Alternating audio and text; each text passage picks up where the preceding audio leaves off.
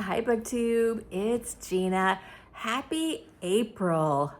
March is finished, and I had the funnest reading month. I really leaned heavy into March Mystery Madness this year, and I read 8 mysteries. And I actually bought a couple of books that I have not read, but that I wanted to share with you because I am going to read them at some point in the upcoming months. Now, I actually own all of the books that I read in a physical copy. However, I'm looking at my pile to see every one of these I read on my Kindle. So I talked about this a little bit in my last video, how what I generally do is I either buy the book or I pull it off of my shelf if I already own it. And then I check it out from the library in a digital copy because it's so much more comfortable for me to read with my little e-reader. So I'm going to show you all of the books that I read, even though I read them on my Kindle. And I had so much fun this month. I hope that you had a great reading month too. I'd love to hear what you read in March. And in my next video, I will probably talk about April because I do have a couple fun things that I'm going to be doing in April too. So the first book that I want to talk about is P.D. James' The Murder Room. I talked about this before after I finished it, and I loved this book. This was my first P.D. James, which as a mystery lover, I cannot believe. And I loved this book. I loved the setting of this book. I love her writing style. It's very evocative. It's very setting heavy. I love descriptions of setting, of food. You guys know I love my domestic details. And this is definitely not a cozy book, but it has really great descriptions in it. The murder mystery was good, although I feel like that was kind of not my least favorite thing because I enjoyed it, but I just really love the writing style. And I loved the setting in this book. And the characters were great. And I'm super excited because I will definitely continue with this series. And I loved it. P.D. James, I said that.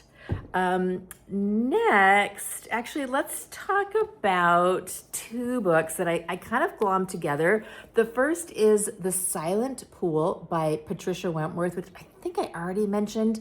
I did a sticker removal on this. I did a video on how to remove stickers because this had a big old thrift store sticker on it. And I love this cover. I love these old paperbacks. And I enjoyed these books. Let's just say off the top, I loved all of the books that I read. This I think was like a 3-star, which is fine. A 3-star book when it's a mystery for me is good. I also read The Moving Finger by Agatha Christie, which I also really enjoyed. And the reason that I sort of glommed these 2 books together in my brain is because one of the things that I did not like about these books is that Miss Silver in the first instance and Miss Marple in the second, they don't show up until, Miss Silver shows up in the very, very beginning for a couple pages, and then she doesn't show up again until way down towards the 3/4 of the way, maybe even further on in the book. Same thing for this one. It says it's a Miss Marple mystery, but she does not show up until almost the very end, which I would almost rather just not be a Miss Marple book because she wasn't in it enough. And I love her character. So that I found a little bit disappointing, but I loved both of these books.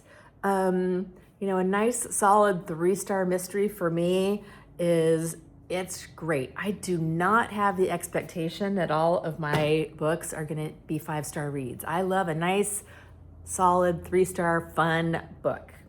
I also read A Pocket Full of Rye by Agatha Christie. Really enjoyed this one. Another really cute paperback. I own a lot of Agatha Christie paperbacks, you guys. I'm going to need to go through my collection at some point here. because I have a lot, and when I was pulling these 3 books out, I realized I have duplicates of a whole bunch. I pulled 2 out to donate right away because I was like, oh, I had 3 editions of A Murder Is Announced. Whatever. So one of them is going. Anyway, so next I read Meg Gray and the Enigmatic Let. I don't know why I keep calling it the Enigmatic Left. The Enigmatic Let. And this one, sadly, it got munched a little bit, probably when I or someone tried to take the label off. I don't remember. This is a tiny little thing, the first book in the Meg Gray series. And I did not love this book, but I am planning to continue with the series because this one was so thin. There was not much development. I found, maybe it was the translation, maybe I'm just not used to French kind of ways of thinking about things, but a lot of the times in this book, I had no idea what was going on. I was like, wait, somebody got shot. Who just got shot? Oh, he just got shot. It took me like 4 pages to figure out like who was getting shot and what was happening. So I was a little perplexed while reading this, but I'm so glad I did. I did enjoy it. I do plan to continue with the series. So that was the next one. And then I'm going to talk about my favorite and my least favorite. Now, keeping in mind, I did like both of these, but my least favorite mystery this month was actually, so sadly, the Satipur Moonstone, a Perveen mystery novel by Sujata Massey. This is the second book in the Perveen mystery series, and I really loved the first book. This one I didn't love as much. So I loved the setting, I loved the characters. The mystery was not so good. The Satipur Moonstone has I don't know why this book was called that, because it virtually had very little to do with the plot, with the mystery. It didn't make sense as to, there was a lot of things in this book that were red herrings that I appreciate in a mystery, but that they were thrown out there as this like big important thread, like the missing camera, the missing film, the moonstone, that the moonstone at least sort of went somewhere, barely, but other red herrings, other threads, they just never got picked up again. And I was like, wait a minute. So I was a little perplexed at the end of this. I was like, well, wait a second. There's all of these threads that were outstanding that never got picked back up. And it kind of annoyed me a little bit. But this book was fun because I was reading it on my Kindle and I was in San Antonio visiting my sister. And so I will always have fun memories of reading this book while I was traveling, while I was visiting with my sister in San Antonio, which I fell in love with. I absolutely love San Antonio. It's such a great city. The area she lives is adorable. So anyway, Satipur Moonstone was meh. And my favorite book of the month was Death on the Nile by Agatha Christie. I loved this book. I loved the setup. I loved all of the character development. There were a ton of characters in this one. You met all of the characters beforehand, kind of got to know them a little bit, and then they all end up together. I loved the mystery, although I did figure out who the murderer was. Either I'm getting smarter or maybe at some point I've seen one of the movies and it just stuck. I don't remember watching a movie or anything, but it could have been stuck in the back of my craw somewhere.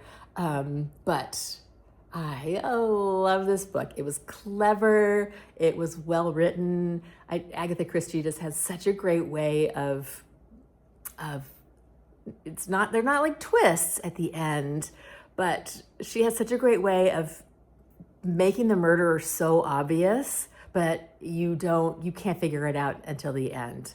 Now this one, I don't know if I'm just getting smarter or if it wasn't quite as well hidden this time, but I love Agatha Christie. I absolutely loved this book. It was so much fun. Great reading experience. And then I bought 2 books that I did want to share with you. I saw Marilyn Maya, my friend Marilyn Maya Mendoza, talking about these 2 books. And the theme of this March for Mystery Madness was like other continents, other writers who live in other places, and so this was kind of fun because Agatha Christie, of course, was from England, but I made it a little easy on myself. But this mystery, this is the Hanjin Murders by Seishi Yoko Mizo, and this is set in is it Japan or is it China? I actually am not sure. I didn't read this one yet, but I bought this as I saw it on Marilyn Maya's channel, and it matched really well with the theme. And then you guys have probably seen this one. This is Vera Wong's Unsolicited Advice for Murderers by Jesse Q. Sutanto, and this is set in San Francisco, so not really fitting the prompt of set on another continent, but I have seen this book all over the place. I've wanted to read it forever. It's got an old lady protagonist, which you guys know I love my old ladies, and so I really wanted to get this. So I bought both of these at Barnes & Noble. I do love supporting Barnes & Noble, love supporting independent bookstores. I love supporting used bookstores and my library, and so I never feel bad spending money on books. And so these are the 2 books that I bought this month. So these are going to be on the TBR at some point. I don't know when, but I will probably, honestly, this is so funny because I bought these, but I'll probably read them on my Kindle when I'm ready to read them because I just love my Kindle. So anyway, what did you read last month? What are your plans for this month? I hope you're reading something fun, and I will talk to you later. Bye.